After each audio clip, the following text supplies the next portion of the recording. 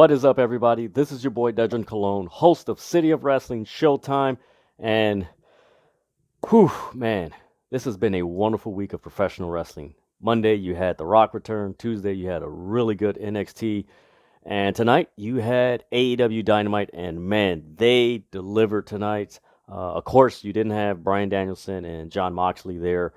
Going to be wrestling in Wrestle Kingdom later on tonight here in the States, more morning or afternoon in Japan. It's like a 15-hour time difference, but nonetheless, man, this was a very fun AEW Dynamite show. You had a debut, which was reported. I know most people were expecting another debut. I think that might be next week. I'll get into that a little bit later. But man, you had that. You had Adam Cole. He spoke his mind. You had Samoa Joe. He gave a promo. You had Swerve. You had great matches, great segments. Like, this was a very fluid show of AEW Dynamite. I'm going to touch on that. And also, man, oh man, we got Camille WWE talk. You know, that what's around with there. Also, the latest on the Triple H announcement. More clarity behind that, because I know there's been a lot of speculation and rumors like, hey, you know, TNA Wrestling, they put on their video that they're going to be premium live events. They're on Endeavor. Is WWE and Triple H? It's not the case or anything. I'll get into that a little bit later. And then before I actually recorded this review, Josh Alexander posted a video where he accepted the challenge of Alex Hammerstone. Yes, Alex Hammerstone, formerly of MLW, former MLW World Heavyweight Champion. He accepted his challenge at Hard to Kill. So you have Josh Alexander and Alex Hammerstone. Man, if that's the one of the people, I wouldn't say if it is the person, but if it is one of the people that TNA Wrestling is bringing in, as far as Alex Hammerstone, man, that is a good pickup, man. That guy's work is amazing. His matches with Jacob Fatu and Alex Kane, tremendous in MLW. Go check it out. If you're not familiar with him, please go check him out. And also, he's a former partner of MJF, who they announced today would be out somewhat indefinitely with his injuries and everything, recuperating. But we'll get into that a little bit later. So that is some of the news that we're going to talk about. But man, let me start off with this Dynamite. This Dynamite was very good. Like I said, man, if you were one of the AEW fans who watched AEW from the beginning, from the first Dynamite till now, and of course lately in this past year, people have commented like, man, this doesn't feel like the AEW. Some of the shows are trying to be like WWE light. Like, this just doesn't feel. This wasn't that show. This was your typical AEW show, but more advanced and more evolved, a more well-rounded product. And this was well-rounded. And mind you, this show did not have, of course, Kenny Omega, because he's dealing with the diverticulitis issue. Get well soon, Kenny Omega. You didn't have the Young Bucks. Of course, you didn't have Moxley and Danielson because of, they're overseas at Wrestle Kingdom. So you didn't have those guys. And this show shows you how much depth is on the AEW roster. And this was a good show. First off, you had the Undisputed Kingdom. Yes, Undisputed Kingdom. Adam Cole, Roderick Strong, Matt Taven, and Wardlow. They came out. It's not in my notes. Actually, it is in my notes a little bit. Forgive me, guys. But this kind of feels like they're rebuilding Wardlow, so to speak. And what I mean by that, so Adam Cole, he mentioned that Roderick Strong is going to go after the Continental title that Eddie Kingston won. Taven and Bennett, they have the ROH titles. And then Adam Cole mentions that Wardlow is going to go after the AEW World Championship. And when he gets that, he's going to hand it over to me. And the facial expression of Wardlow was like, yeah, I'm not doing that. Oh, man, please go watch that. That's pretty cool. So they brought clarity as far as what happened at World's End, but also set up a subtle feud between Wardlow and Adam Cole going forward eventually. And then you have Taven, they're in the ROH tag division. You got um, uh, Roderick Strong going after the Continental title. Now, mind you, they didn't mention the TNT title. They didn't mention the international title. So that leads to somewhat speculation. You know, when is Kyle O'Reilly returning? And also, is Bobby Fish returning? So are we going to get this full hybrid of the Undisputed Era and the Kingdom together? That's going to be interesting. And man, it looks like they're setting up Wardlow to be with this group. And then eventually, when he doesn't, or if he does win the title, that's going to be interesting. If he does win the title, are they going to? I'm not going to say are they going to, but if or when he wins the title, now this gives Wardlow a bunch of opponents to go through to get to Adam Cole, which might be set up. So that's a pretty cool, interesting way to set that up, man. This is really, man, I give AEW kudos, credit for this because, man, this is a really interesting and intriguing way to go about telling the story. Now that MJF, of course, he's recuperating from injuries and stuff like that. He might be out for, I believe, Sean Ross Sapp stated on his What Do You Want to Talk About show that it might be a couple months. Hopefully it's sooner, but man, he's got to heal up from some real serious injuries. So then, of course, Adam Cole, he mentions AEW needed a change, and we gave it to you. So again, Adam Cole brings clarity on why everything transpired at World's End. Who, what, when, why, where, all that. He addressed that. So as they finish, Jay White comes out. He confronts Adam Cole and is like, "Oh, I was your, I was, what's the word? I forgot the word that he used, but he was basically saying you used me to accomplish your goal, and I don't like that." So him and the Guns, they came out. They were brawling with Wardlow and Bennett and Taven, and then the Acclaim come out and they start helping the Bullet Club Gold. And then you get this weird, interaction between them, and they're, doing their thing. And then, as they're staring down, you got the crowd chanting "Scissor, Scissor," and there's a stare down between the Acclaimed and Bullet Club Gold. So that's setting up another, man. This whole opening segment set up so much. It set up Wardlow potentially going through the Kingdom. It set up the Kingdom going after titles. So that's another story right there. Then, of course, it sets up Wardlow and Adam Cole. Then this sets up Adam Cole and Jay White. Then it sets up the Undisputed Kingdom and the Bullet Club Gold. Then it sets up the Acclaimed, who were attacked by the Undisputed Kingdom against the Undisputed Kingdom. So you have all these pieces that were affected by the Undisputed Kingdom when they were the Masked Men. Now they're coming after them. So now you have the repercussions of their actions. So that's another story that's going to be told for the next couple of months. I like that. That's really, man, AEW has been doing some very good storytelling in the last 2 months. Of course, people, I didn't like the devil. I didn't like it. There's been more cohesive storytelling in AEW in the last, man, you could say a little bit before All In, but ever since then, there's been more cohesive storytelling, and it hasn't been good. At times it hasn't been good, it hasn't been great, but for the most part, it has been, decent to where it's like, okay, it makes somewhat sense. And now, I would say in the last month, because of the Continental Classic, it's made a lot of sense. Then from there, the next big thing, you had Mariah May's, that's a tongue twister. Mariah May's debut against Queen Amanada. That was a solid match. I recommend you guys check it out. I've actually seen Queen Amanada perform. She was wrestling at the Logan Square Auditorium for, ironically, Maria Kanellis' Women's Wrestling Army. That was a solid match. I believe it was her and Trisha Dora. I believe that was the match. I might post the photos on the YouTube community channel section. But man, that was a solid match. Man, it was a good showcasing for Queen Amanada there.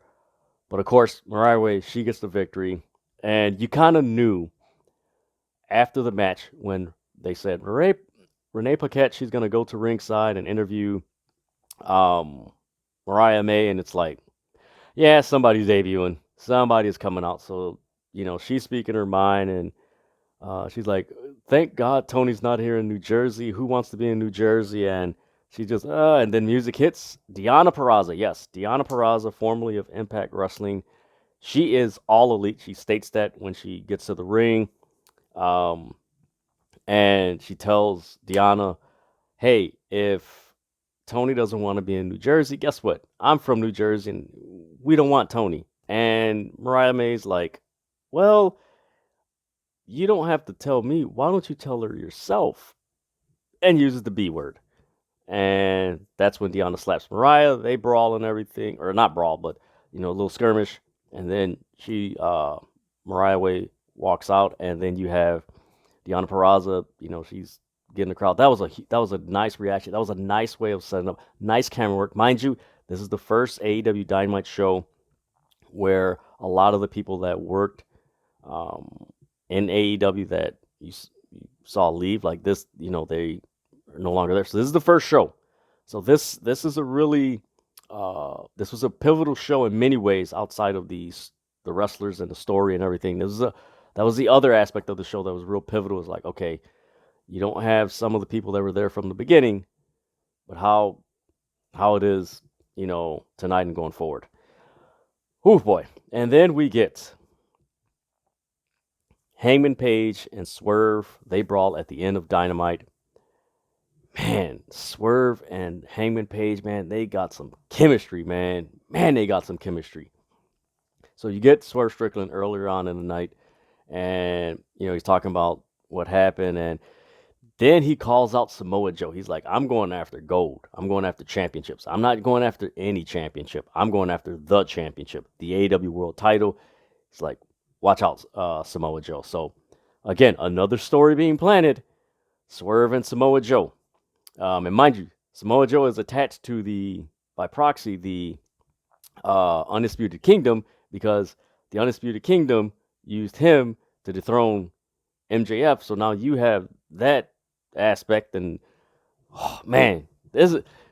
do not sleep on AEW storytelling, man, because it's starting to pick up, and there is some really good storytelling with the Undisputed Kingdom, Samoa Joe, the Bullet Club Gold, of course MJF, the Acclaimed. I'm trying to think of who else.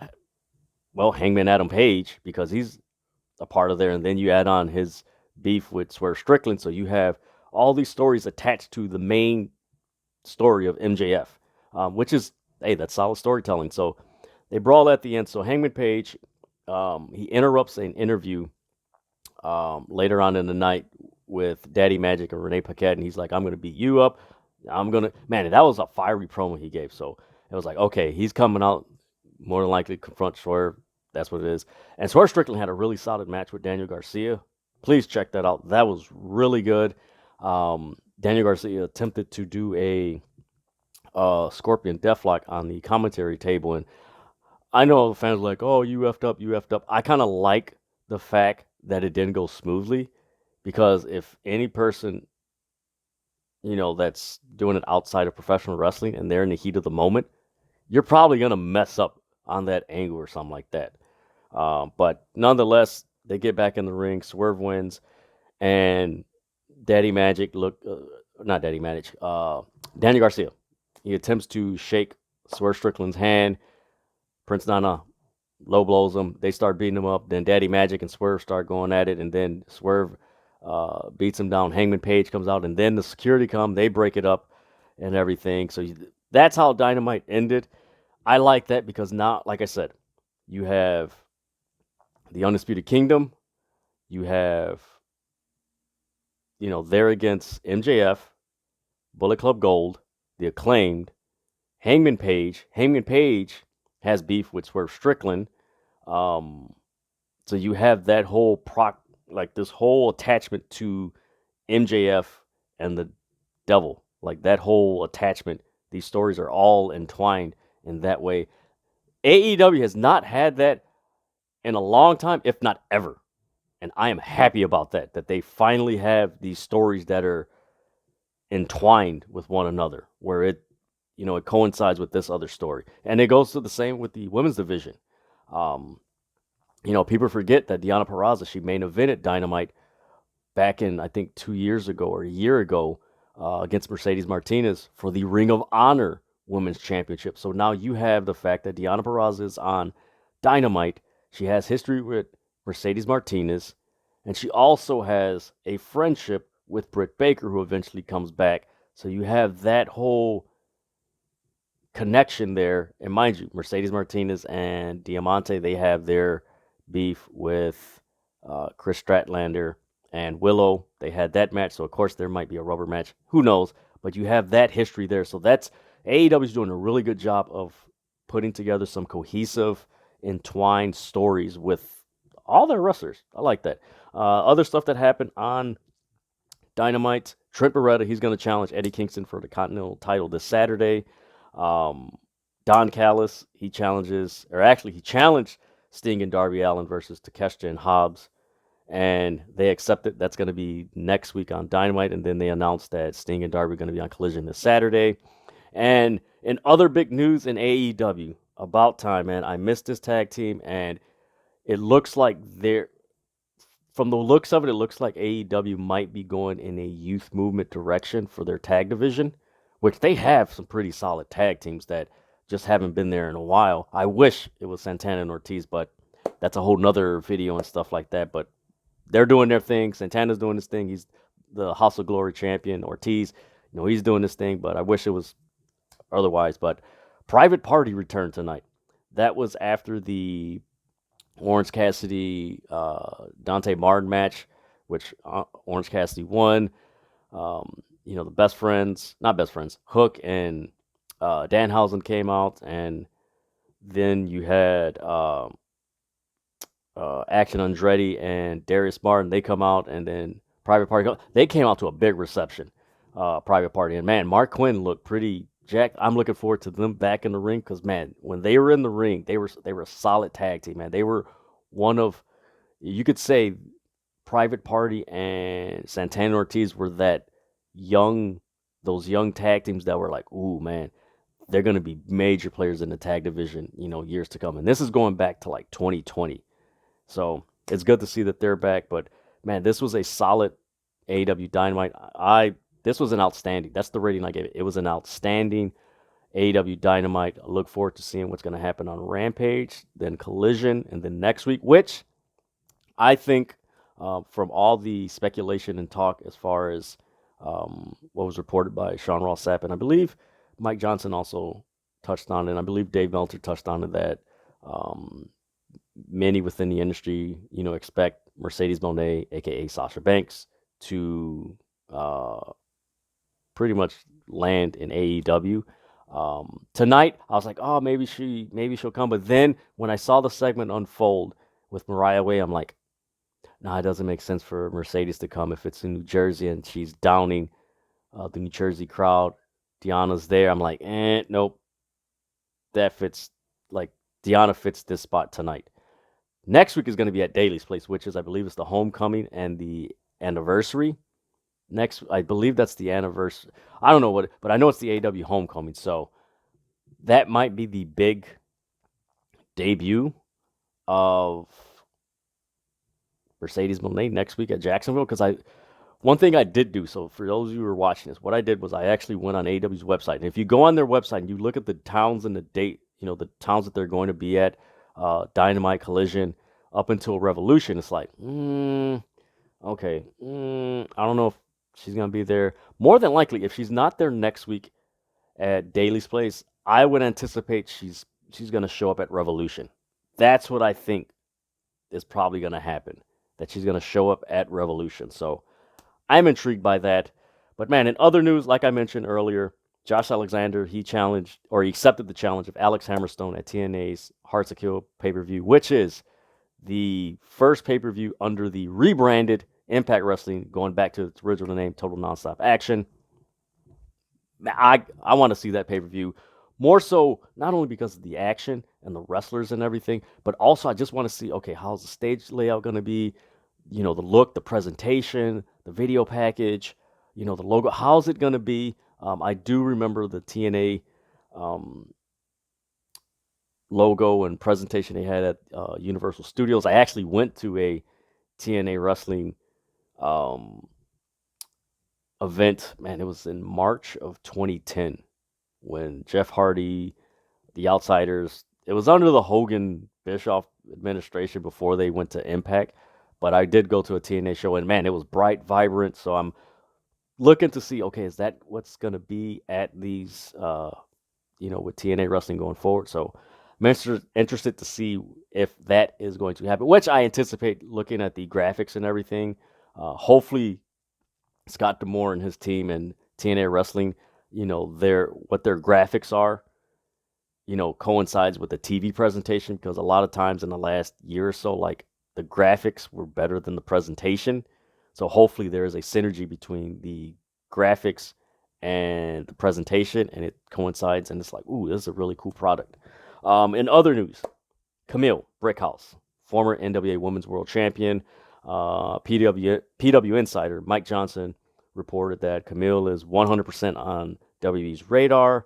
There was talk about her for the NXT brand last month. If you're not familiar with Camille Brickhouse, please go Google her, go YouTube her matches. She is a beast. She actually defended the NWA Women's Championship against Layla Hirsch on a Dynamite, so you might want to look back at that. That was a really solid match, but man, she has been one of the anchors for that NWA Women's Championship.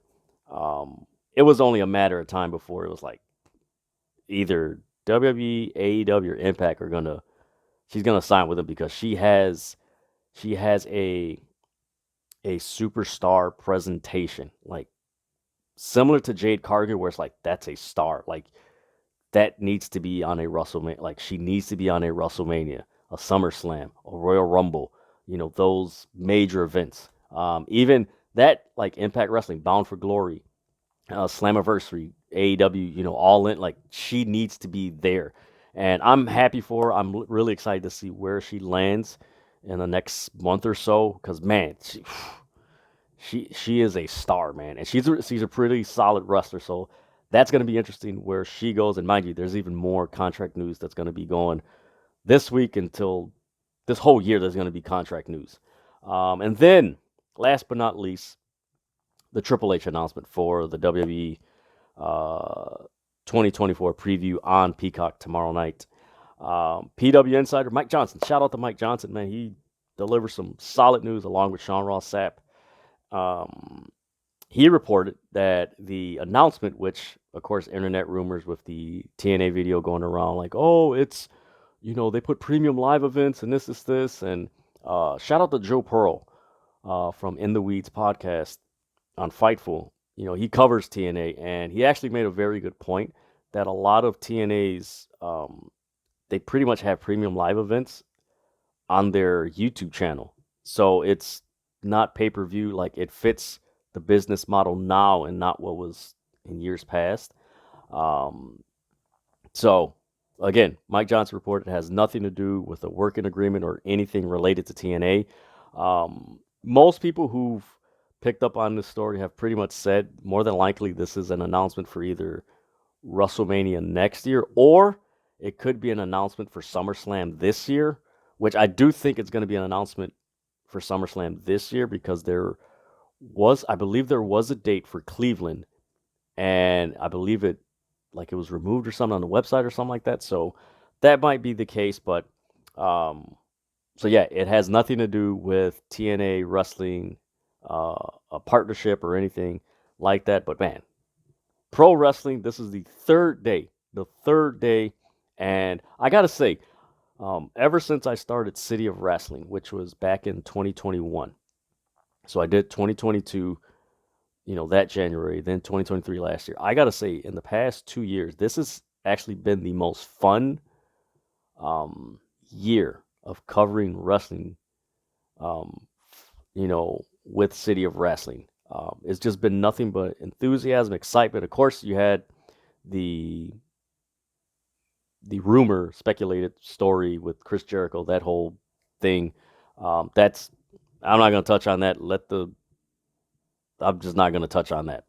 But outside of that thing, um, man, there's just a lot of stuff going on. Konosuke Takeshita and Darby Allin. That was a fantastic match. Please, man, go watch that match. That was amazing.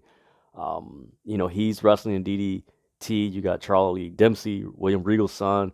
I believe he won the Triple Crown in All Japan Pro Wrestling. You got Wrestle Kingdom coming on I think in the next 4 hours. When you watch this recording, you'll understand. So you got Wrestle Kingdom on Thursday. You got a review or a recap of TNA Wrestling in History. Man, there's so much good wrestling going on. And then, of course, we don't know when Andrade El Idolo is going to show up on WWE, supposedly going back there. But, man, there's so much fun in professional wrestling, man. I don't understand how fans can argue and fight when there's so much wrestling to watch and so much going on that it's more like for me, I'm just talking with a bunch of people and a bunch of my friends and colleagues about wrestling and like, man, did you see this? Man, I saw this, but how did you see? Like, I don't have time to argue about anything because there's so much wrestling. But man, like I said, this was a great Dynamite. I give it was an outstanding show. I'm looking forward to Rampage, Collision next week. I'm looking forward to SmackDown. I'm looking forward to actually Wild Women of Wrestling. I know that comes on Saturdays here in Chicago. I'm just looking forward to all this wrestling that's happening. Oh yeah, you got MLW Kings of Coliseum match or event Saturday with I believe it's Matt Riddle and Alex Kane. So you have that whole thing. So much going on in the world of professional wrestling, man. Whew, man. I'm having fun. I hope you guys are having fun. And that is this edition of City of Wrestling Showtime. Go check out Dynamite, man. You won't be disappointed if you're a fan of AEW. This was an outstanding show. And if you missed NXT yesterday, go watch that show. And then if you missed Raw, which I doubt you missed it because The Rock was on there, and I know those clips people saw and stuff like that. But man, go back and watch NXT yesterday. That was a pretty cool show. Man, wrestling's hot right now, man. And we need it, man. We need it, just take our minds off things. But, oh, man, that concludes this episode of City of Wrestling Showtime. Like, share, comment, subscribe. Hit the notifications on all social media platforms that City of Wrestling is on. Follow me, Dedrian180, on TikTok, Twitter, Instagram, Threads, all that and everything. Thank you guys so much, and I will see you next time.